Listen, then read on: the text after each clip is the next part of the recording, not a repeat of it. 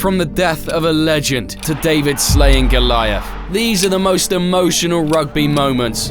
First is one of those moments that just gives you tears in your eyes. That man, Makazole Mapimpi, knew what it meant to fight for everything. His journey to the Springbok jersey was long, winding through rural poverty and clawing his way to success. He was a world away from the famous pitches of Twickenham. He didn't go to established academies and no one believed he'd make it. But in 2019, this all changed. After 12 years, the Springboks made it to the final, wiping out everyone in their path. But it was never gonna be easy. The final against England was brutal, turning into a battle of attrition. But in the 67th minute, it all changed. A moment of brilliance from broke the defence. Mapimpi putting him behind for look over back to Makazole, Mapimpi!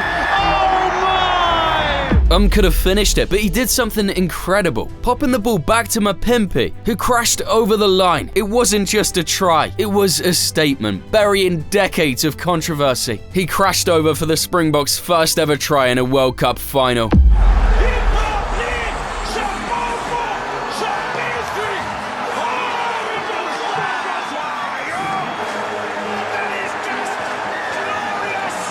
Holy shit.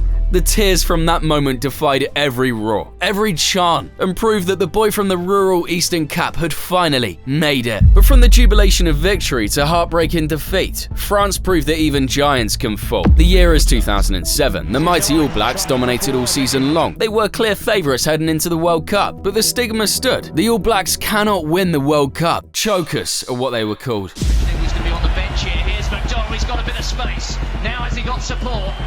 He finds it there from Williams. Williams feeds inside. That is brilliant from a second row forward. They swept the pools with ease. Meanwhile, France was stunned by Argentina in Game 1. Now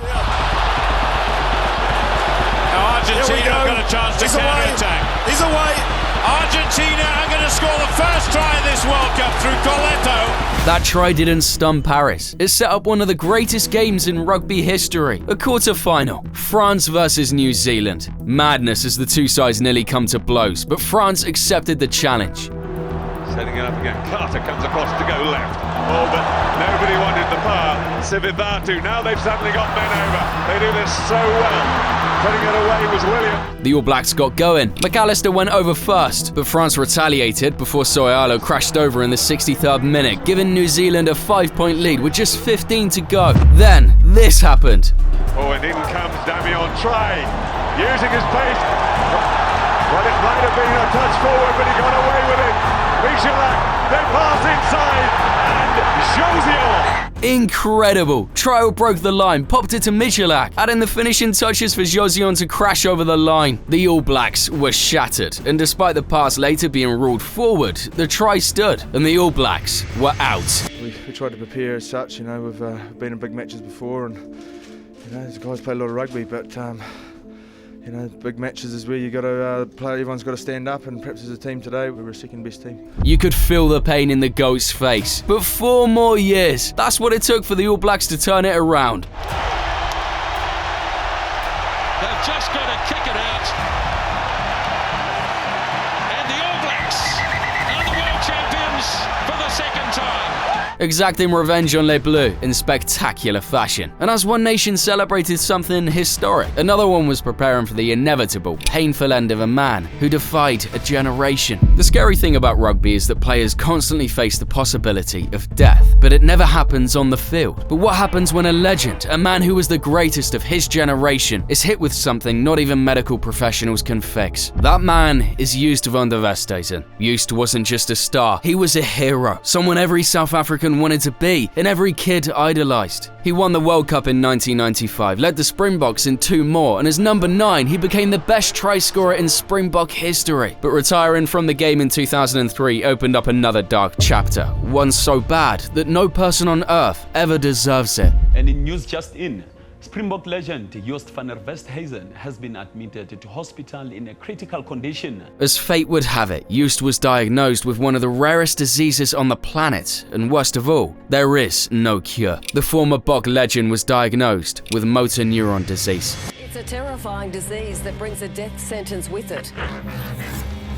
The link between blue-green algae and motor neuron disease, the best advice I can give people don't swim in the lake, don't drink the water, don't eat the seafood out of the lake. And his decline was rapid. In the span of 4 years, Joost went from idol and icon to a man who couldn't even talk. His journey went from the medical trials of Boston to an elite hospital in New York, but there was nothing anyone could do. It was just the J9 Foundation that stood strong. It's a reminder that I achieved a lot in my lifetime. It's a reminder of success. It's actually a reminder of what it took for us as a team. Everyone could only witness him wither away until there was nothing left. The former South African rugby captain Joost van der Westhuizen has died at the age of 45.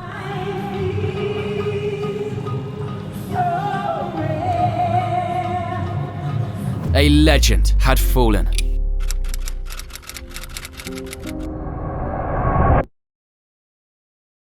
Meanwhile, a kid no one believed rose to the top in the most unbelievable way. We always dream of a Rugby World Cup final going to the wire. It has happened before, but never from a nation that claims to be the pioneers of rugby. But one man didn't just change history, he saved an entire hemisphere. 12 games in a row.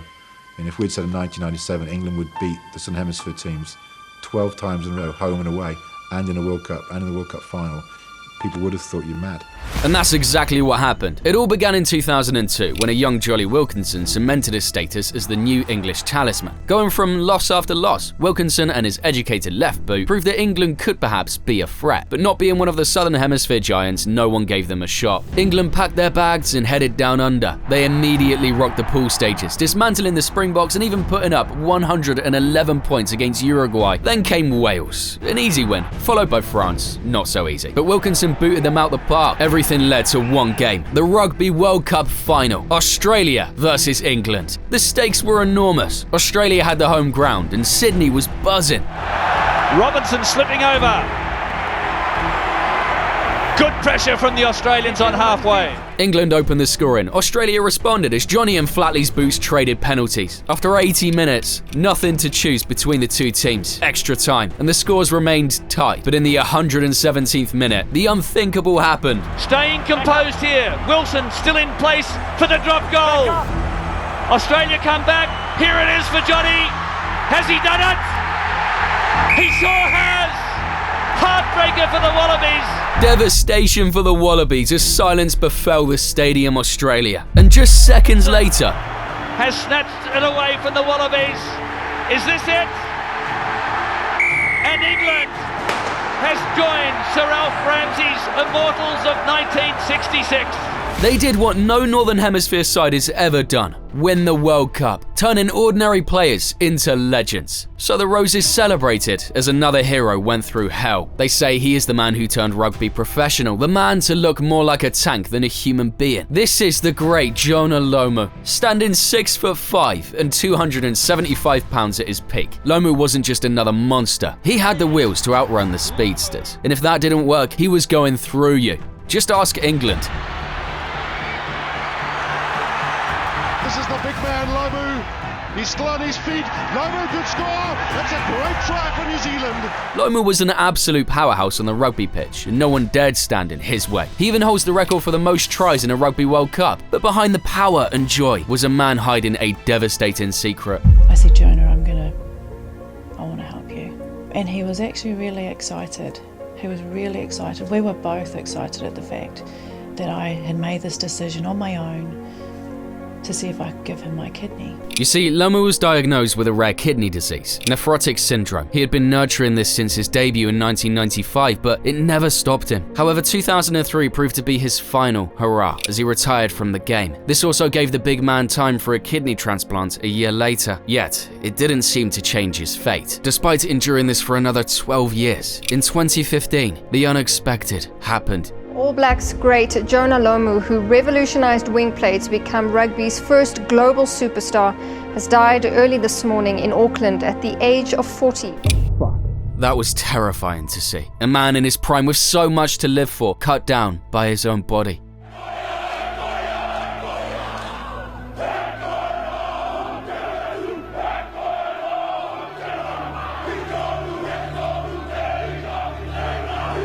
Now, speaking of 1995, Lomu didn't just break records, but he was part of the greatest humanitarian moment in rugby history, uniting a nation.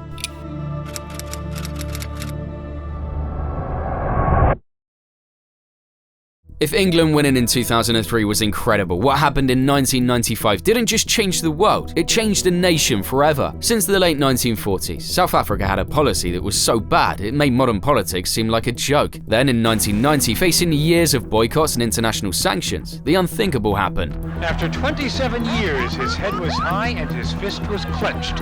Nelson Mandela walked out of Victor Verster prison today like a chief of state, flanked by his first lady and by the men who'd been hired to protect him. Nelson Mandela was released from prison and South Africa finally opened the door for true equality. Apartheid was abolished and who the world rejoiced as one of the greatest political figures in history rose to the presidency. What this meant for the small country on the southern tip of Africa was immense. No longer were they sanctioned, no longer were they discarded from the global landscape. Then came 1995, the first Rugby World Cup on African soil. All eyes were on the Springboks, who had been barred from international rugby for decades. No one knew what would happen or if the Springboks could compete with the giants like New Zealand and Australia. But in true South African fashion, the Boks blitzed through the pool stages. They dismantled Western Samoa in the quarterfinals before monsoon weather nearly ended their dreams in the semis. And that's it! The whistle is gone and South Africa have beaten France in this World Cup semi-final by 19 points to 15. Now it was set up for one of the greatest games in history. A new Springbok side versus the mighty All Blacks with Jonah Lomu in his prime. No one gave them a shot, and to cap it off, not a single try was scored. The game came down to Mertens and Stransky's boots, and like England in 2003, 80 minutes couldn't separate the two sides. But in a moment of brilliance, and perhaps the only great moment of his life, Stransky took the risk. Has the chance to drop the goal. Back it comes to Stransky. Up goes the kick. Up goes the ball. Stransky has kept his head. Holy f***, that was intense. And it didn't end there. The president to the captain.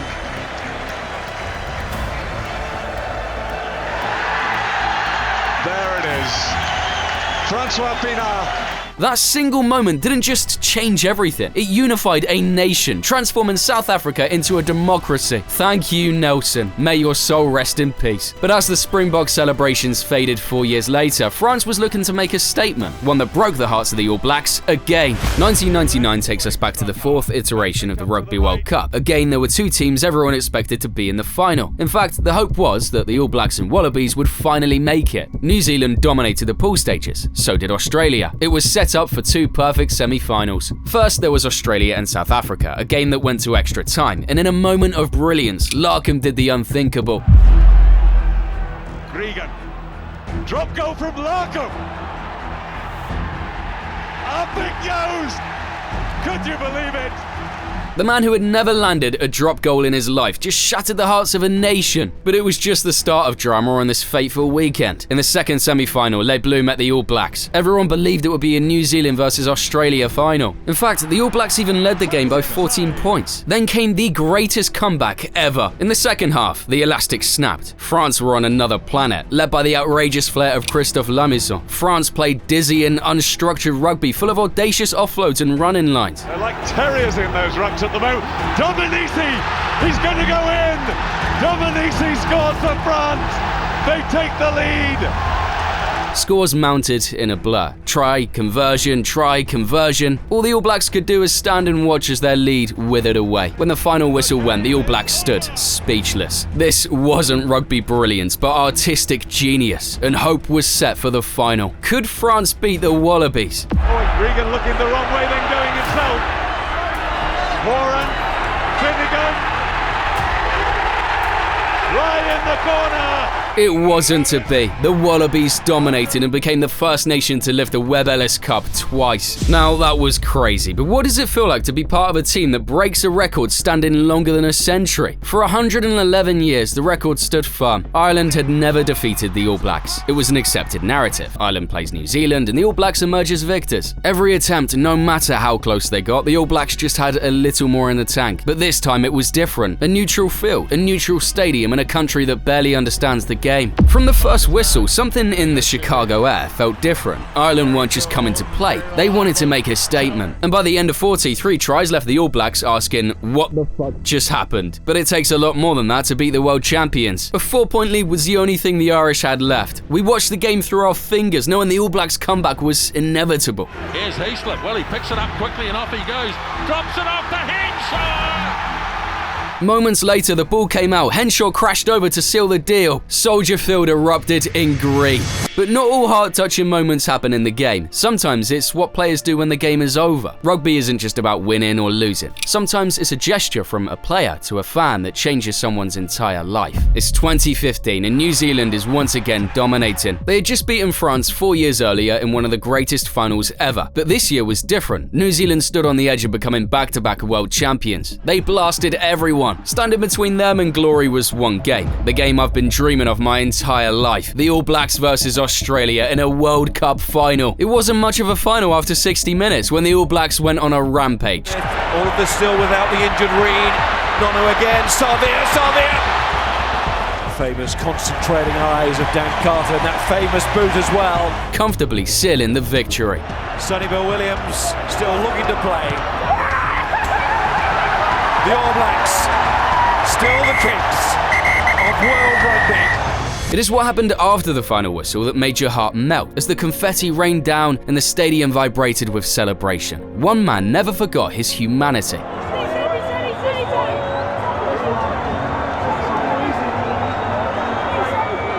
Security tackled him, but Sonny Bill was having none of it. But this is where it gets better. Charlie wasn't just embraced by SBW. Even Hansen stepped in to comfort him. And for Charlie, he was gonna get something every kid dreamed about.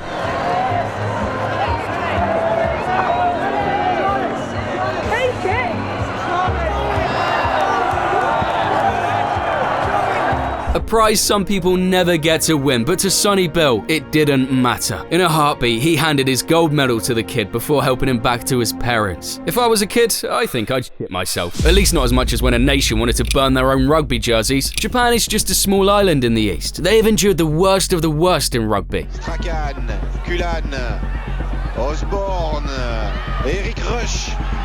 Il va falloir le plaquer, c'est pas Lomu mais presque, et voilà le premier essai des Blacks, ça n'a pas traîné. That was a record score where Lomu ran in more tries than Japan scored all World Cup. But the land of the rising sun is nothing but resilient. They have always had a way of defying the odds. I mean, did you ever think they'd come close to winning against a tier 1 nation like South Africa? Yeah, me neither, but Japan believed. This time it was the pool stages of the 2015 World Cup. The Springboks, still suffering from a poor season, needed to make amends. Japan was the perfect target, or so they thought. The Springboks never looked secure despite carrying a lead into the final few minutes. Even if they win by a point, at least they didn't lose. Anyway, how would Japan come back against such a dominant nation? Well, let me show you how.